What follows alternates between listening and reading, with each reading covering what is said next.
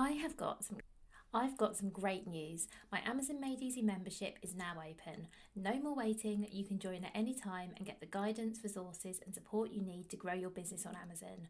Whether you're just getting started or you're looking to scale, you'll have access to expert advice, a supportive community, and ongoing help whenever you need it. If you're ready to make selling on Amazon easier, head to vickyweinberg.com/membership to join today. Welcome to the Bring Your Product Idea to Life podcast. This is the podcast for you if you're getting started selling products or if you'd like to create your own product to sell. I'm Vicky Weinberg, a product creation coach and Amazon expert. Every week, I share friendly, practical advice as well as inspirational stories from small businesses. Let's get started.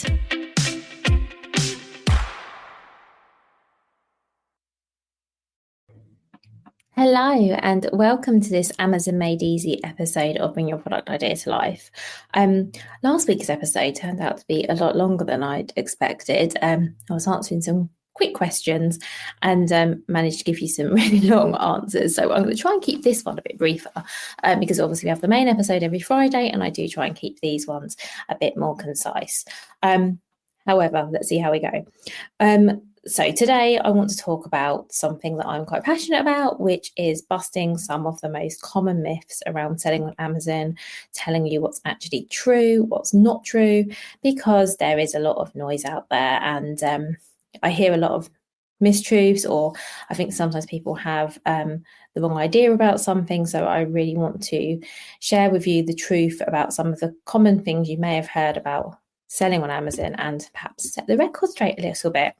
So the first myth is that it will cost you a lot of money to start selling on Amazon. This is absolutely not true. You do not need a huge budget. You can start really small. You can even start with an individual seller account, which is free. So it doesn't cost you any money to sell on Amazon other than the fee you pay per sale. Not sure I would always recommend that because you get a lot more features with the professional account. However, just, trying to show you that you don't have to have the professional account while I would advise it.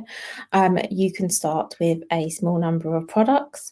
And also you can do all of this yourself.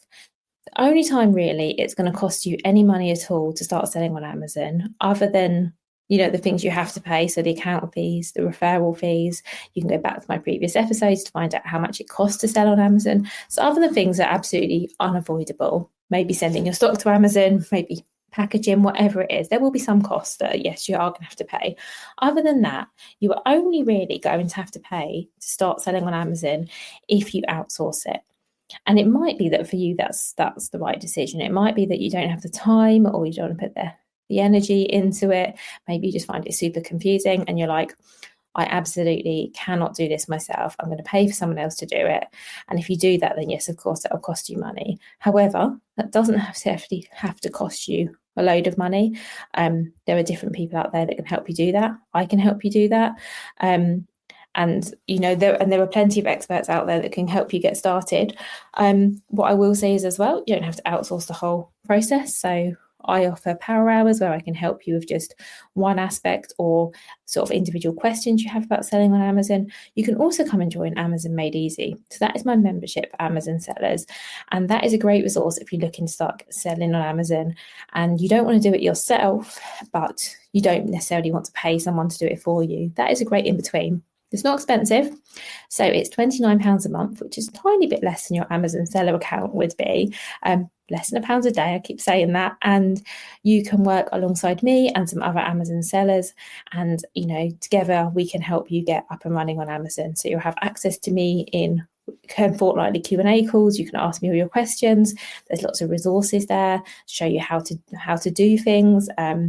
There's a lot there. So that's a really nice other option if you don't want to pay someone to do it for you, or you don't have the budget to pay someone to do it for you. So definitely consider Amazon Made Easy if you're looking to get started. So yeah, absolutely, you can sell on Amazon without spending a lot of money. Of course, you can spend a lot of money if you've got the budget and you want to outsource the whole thing. Let me know. I can do that for you, but it's not necessary if that's not what you want to do. The second myth I hear is that Amazon will automatically bring you loads and loads of sales.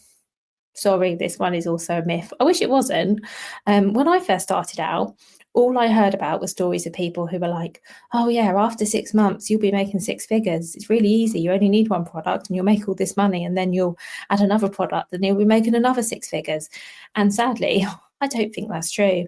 I'm not saying it never happens, but I think it's rare. I think that the people talking about that are massively playing down the work it takes to get started on Amazon. I'm also thinking that perhaps they had a lot of money to invest. And as I said in my answer to my last question, you don't need a lot of money to sell on Amazon, but let's face it, it would help if you had a massive advertising budget, for example. Then of course, you have got the potential to make your first sales quicker and easier than someone with absolutely no marketing budget. That just makes sense. But you don't necessarily need to have that. However, even back then, so even back when I started selling on Amazon, which was maybe 8 or 9 years ago, it was a little bit easier than it was now, but it still was never a guarantee that you could add some products and sell them. Amazon, as you know, has a huge audience. It's a massive marketplace. Plenty of people shop there, but you still need to put some work in because you're not going to be the only person selling there. No matter what product you're selling, however unique your product is, you still need to do a really great job of selling your product through your listing, so your text, your images. You need great keywords, and you need a plan to launch. You need to think about, how am I going to get reviews? How am I going to get my first sales? Unfortunately, it's not a case of just listing it and the sales will come. And I don't actually know if that ever was the case. Maybe in the first couple of years, but certainly not for a long, long time. The third myth I would like to bust is you have to be the cheapest to sell well. No, absolutely not. You don't need to be the cheapest. You can be the most expensive in your category. It really doesn't matter. Pricing doesn't matter, but the value or the perceived value is what matters. So people will pay more for better products. If your product deserves to be the most expensive in your category, I say in your category because let's say you sell baby cutlery and your baby cutlery is more expensive than everyone else's. If there's a really good reason for that, then price it at that. What you just need to do is make sure that your listing reflects the value of your product. So it's really important to have a USP. It's really important that you can sort of clearly, in your mind, first of all, think, okay, my product should be priced at this, and you can sort of justify that to yourself. And then, as I said, that your listing reflects that. Competing on price, I think, is just a race to the bottom. And I've seen it happen. I've definitely seen people where they have a great product and they price it whatever they think the value should be, and then a competitor discounts their products. They think, oh, maybe I should discount my product, and it just starts going down. But I really, really stand by this. Do not compete on price. If you've done the work into working out what your product should be priced at, stand by it. And if you're not getting the sales you think you should, take a look at your listing. Is there something missing? Because I genuinely believe that people will pay a lot of money. I work with brands who sell really expensive products on Amazon, things that you wouldn't perhaps think that people would buy there. And that's becoming, more and more premium brands are moving onto Amazon, and people will pay the money, but they need to understand the value. So myth number 4 is that Amazon controls absolutely everything and you have absolutely no say. This isn't true. I mean, yes. So Amazon does control the platform. That's true. Yes, they could. You could get kicked off the platform. That is also true. But let's be honest, that's the same with Instagram, Facebook, and it's the same with lots of places. We don't own anything really, do we, apart from our own websites? But you do have a lot more control than you might think. So you have control over your product. So it's up, so first of all, there's very few things you can't sell on Amazon. Yes, you might have to apply to sell for certain products, but you can still choose what you sell there. As long as you're working within Amazon's guidelines, you have a lot of autonomy over your product listing. So yes, the main image you use has to be your product on a white background. That is the rule. But beyond that, your images can really reflect your brand, your personality, your style. All of that can be reflected in your image. Same with your text. There are always going to be a few things that you can't, words and phrases you can't use in product listings, but you can still say an awful lot. You can use A+ content and a brand store to get even more of your brand messaging across. If you are doing your own fulfillment, then that's another, your fulfillment, and actually even the fulfillment choices you make, that is a choice. Amazon doesn't tell you have to use FBA. Amazon doesn't tell you have to fill your own orders, although I guess there are certain products that you can't send in for FBA, so you would have to. But what I'm trying to say is there is still quite a lot of flexibility. The main thing Amazon owns is the customer, so you don't get customer details, and that is true. And I know that's not true of every other marketplace. However, I think you're still getting access to such a lot of customers, and there are ways around that as well, which perhaps we can talk about in another episode. So myth number 5 is it is too late to start selling on Amazon. I don't think so. I think it's absolutely possible to succeed even now in 2025 when I record this. I hope that if you're listening to this in 5 years' time, it will still be the case. And this is actually the opposite of the myth that tells you you'll be a millionaire in 6 months, isn't it? It's the complete opposite. But, I hear both. But the one I hear a lot about now, sort of a few years ago, I did used to hear the one about you can make loads of money, a bit more.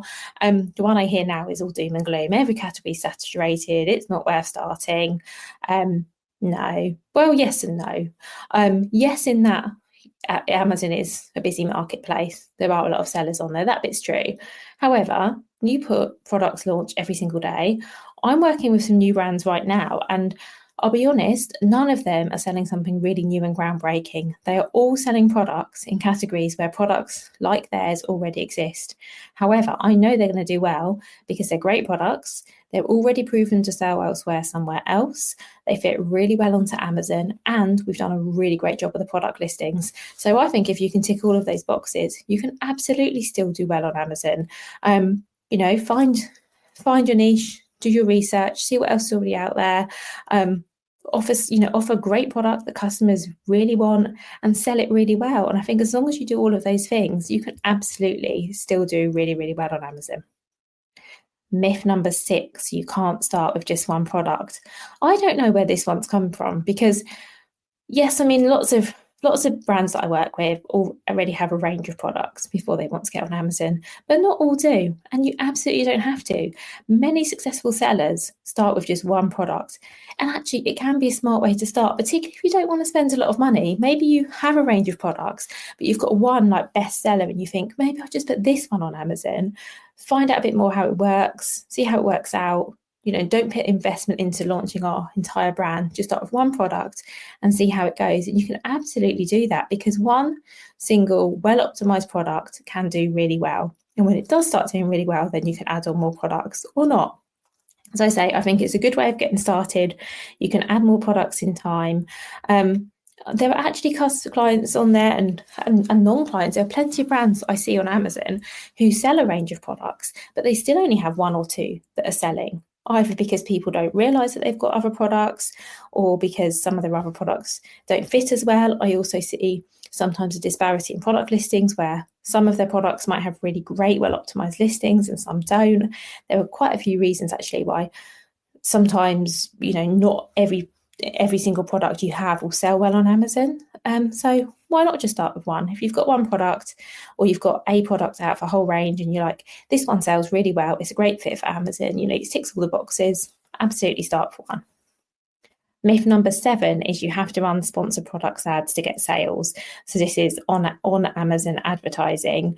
I actually talked about this in last week's episode, so you may have heard me say this already. But ads on Amazon really, really help. Customers are there to shop. So when they search something in the search bar, they are looking to buy. If your product is relevant and your product shows up, whether that's organically in an ad, you've obviously got a good chance of a sale, but you don't have to use them. As I said, I think I've got, if you want to, I've got a full episode on Amazon ads, but if you don't have to. I'm never here to tell you have to spend a lot of money. As I spoke about right at the beginning, you don't have to spend loads of money to get started on Amazon, but you have to do something. So if you're not going to run Amazon ads, think about what you are going to do to get people over to your listing. So whether that's your email list, whether it's social media, whether it's telling all your friends and family, whether it's sharing in networking groups, whatever it is, if you don't want to run ads, absolutely don't. But what are you going to do instead? Now, myth number 8 is that Amazon closes down accounts all the time for tiny mistakes, and your account will get frozen and you'll lose all your stock and you'll lose all your money. I can't promise that Amazon never closes down people's accounts. I know that, yes, it has happened in the past. Not to many people, given the amount of sellers that I've known about. But what I can say is that they have rules, but they don't randomly shut down your accounts. If you can stay informed and stay compliant, keep on top of any notifications you get. If you're asked to do something, do it, because not always, but most of the time you always get some warning of like policy changes. Not always tons of warning, you always get some sort of warning. You'll also get a warning before anything happens. So before Amazon even close the product listing down, you'll usually get a warning to say, you're not compliant, please do this. And if you follow the rules and you keep on top of it, you should have no problems at all. If you do have problems, most issues can be overcome as well. Clear communication, a bit of persistence, and most things can be resolved. But if you're worried that, you don't even want to get started on Amazon because you're so worried about your account getting shut down, I don't think that's a reason not to start.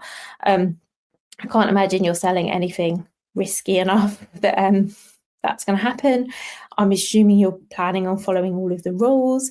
So as long as that's the case, I really don't think that's something you need to worry about. Yes, things can and do go wrong on Amazon. I've spoken about this before. But I do genuinely think that if you follow the rules and what's expected, hopefully you'll be absolutely fine. Myth number 9, it's fine to forget about your own website and just concentrate on Amazon. No, relying solely on Amazon is really risky. So even if you get yourself on Amazon, or you're on Amazon now and you're doing really well, even if your website isn't doing that many sales, perhaps I know when I sold on Amazon, I think 80% of my sales are coming through Amazon and the other 20% on my website, but I still had that website because your website is there for brand control, give you some credibility. It is an alternative sales channel, even if you're not selling as much through it. If something does go wrong with Amazon, as we've just spoken about, yes, it's unlikely, but let's say something does happen. You've still got your website. If Amazon closes down, if customers really want to buy your product, they can go to Amazon and buy it. If you're out of stock on Amazon for some reason, something happens and people can't buy your product on Amazon, let's say you're using FBA, but you go out of stock, you don't send in new stock quick enough. If customers really want your product, they can go and find you elsewhere. As I said, it gives you a bit of credibility. Also, the other thing is you don't get any personal customer information on Amazon. So if you are looking to get more traffic to your website or get more sales in general, selling on Amazon, you may get the sales, but you don't get the customer, if you see what I mean. Having your own website is great for that. So, you can, and there are definitely things you can do to get people onto your website. So your packaging might have your web address, for example, or social media handles, because what you don't want is to find a time when you maybe decide you don't want to sell on Amazon. So maybe nothing's gone wrong, but you decide, actually, I don't want to be there anymore, but you've lost all of those customers because Amazon was the only place they could find you. So I think having your own website, having somewhere people can just go and shop from you if they choose, is really important. So however well you do on Amazon, I would say don't neglect your website. I think you still need to have it. I'm not saying you have to be doing a lot to drive traffic to it. That's completely up to you.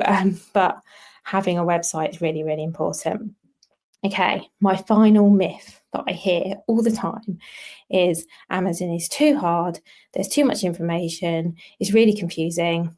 What do I do? It's just too hard. Okay, so Amazon can be overwhelming. Amazon can be hard. However, if you've got the right support, it's totally doable. I mentioned Amazon Made Easy earlier. That's my membership for Amazon sellers or those of you who want to sell on Amazon, because I think it's a great way of getting support, resources, community, all in one place for a low price. And it does what it says on the tin, really. I just try and make selling on Amazon as simple and easy as possible for you. I answer all your questions. I provide some great resources. I have a community around me. So there's a small group of members already, and we can all support each other, share our own experiences.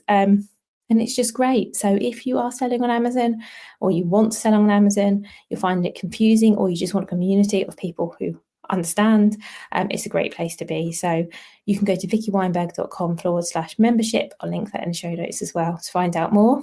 And I will end this episode with some encouragement, because I know that sometimes I think we focus a lot on the negatives and a lot of the things that we hear about Amazon aren't always that positive, but don't let this misinformation hold you back. I work with lots of sellers who do really well on Amazon every single day. Some of them have only got started. Some of them have only started selling this year. And where are we now? We're in April. It really is possible to do well on Amazon, even in 2025. So do listen to some more episodes if there's something that takes your interest. Maybe you've listened to every episode up until now. So thank you, because there have been a lot of them. If not, I have an entire back catalogue. These Amazon specific episodes are released on a Tuesday, and I have a wonderful interview every Friday. If there's anything you'd like me to cover in one of these episodes, please let me know. I always love to hear from you, vicky@vickyweinberg.com. And if not, I will leave you to get on with the rest of your day or your evening, and see you again for another episode next week.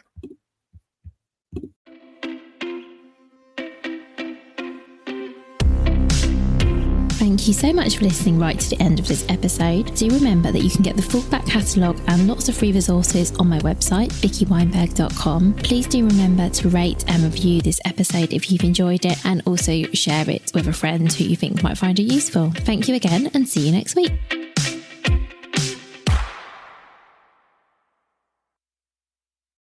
Hi, this is just a little note to say if you've enjoyed this episode, or indeed any of the episodes, and you would like to, buy me a coffee or something, you can actually now leave tips. So there's a link to how to do this in the show note. Of course, do not feel obliged to do this.